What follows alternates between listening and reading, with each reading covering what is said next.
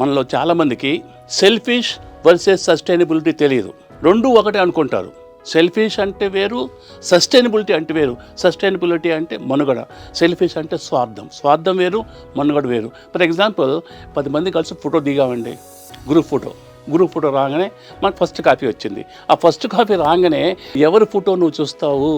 నీ ఫోటో నువ్వు చూస్తావు కదా, అది సెల్ఫిషా? కాదు, సస్టైనబిలిటీ, మనుగడ. ఫర్ ఎగ్జాంపుల్ నీ దగ్గర మనీ ఉందండి, మీ ఫ్రెండ్ వచ్చాడు, నువ్వు మీ అబ్బాయి కోసం అమ్మాయి కోసం ఆ అమౌంట్ దాచుకున్నావు. రేపో ఎల్లుండో స్కూల్ ఫీజు కట్టాలో కాలేజ్ బిల్లు కట్టాలని దాచుకున్నావు. నీ ఫ్రెండ్ తెలిసి నీ దగ్గర డబ్బులు ఉన్నాయని వచ్చాడు, యువర్ క్లోజ్ మై ఫ్రెండ్ అని బాగా ఎగ్జెక్టివ్స్ అడ్వైస్ మాట్లాడతాడు. నాకు ఇది అప్పు కావాలంటే నువ్వు అమ్మటే ఏం చెప్తావు? నా దగ్గర డబ్బులు ఎవరు అంటావు నువ్వు.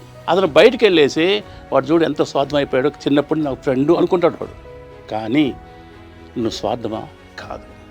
నీ సస్టైనబిలిటీ, ఎప్పుడైతే నువ్వు డబ్బులు వాడికి ఇచ్చావో మళ్ళీ నువ్వెళ్ళి ఇంకోళ్ళు అడుక్కోవాలి, అది సస్టైనబిలిటీ. అందుకనే సుమతి శతకంలో తానవ్వక తాను ఒప్పించగా తిరుగువాడే ధన్యుడు సుమతి. మీ అబ్బాయికో మీ అమ్మాయికో ఇతరత్వం నీకు కట్టాలని ఫీజు గవర్నమెంట్కో ఎక్కడికో, మళ్ళీ ఎక్కడి నుంచి వస్తే డబ్బులు నీకు? అది సెల్ఫిష్ కాదు, అంటే స్వార్థం కాదు, అది సస్టైనబిలిటీ, అది మనుగడ. నీ మనుగడ కోసం నువ్వు చెయ్యాలి.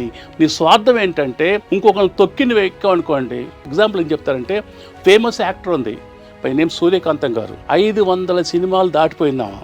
ఆమె ఒట్టి అబౌట్ గయ్యాళి పాత్ర చేసింది. ఆ గయ్యాళి పాత్ర ఎంత ఫేమస్ అయిందంటే ఆంధ్రప్రదేశ్లో కానీ తెలంగాణలో కానీ ఎవరన్నా ఆమె పేరు పెట్టుకోవడానికి భయపడేవాళ్ళు, అంత ఫేమస్ అయిపోయింది మహాతల్లి. మాస్టర్ వినండి, ఆ ఫస్ట్ ఆమె ఫిల్మ్కి వచ్చినప్పుడు హీరోయిన్కి ట్రై చేసింది, ఫస్ట్ రాలా. దాని తర్వాత ప్రొడ్యూసర్ వచ్చేసి అమ్మ మీరు హీరోయిన్ తీసుకుంటాము, మీరు వచ్చేసేయండి అంటది. ఎందుకంటే ఆ అమ్మాయిని తీసేసేయమంటది. ఆమె ఒక ఎగ్జాంపుల్ చెప్తుందండి, ఎంత స్పిరిచువాలిటీ దాంట్లో ఉందో.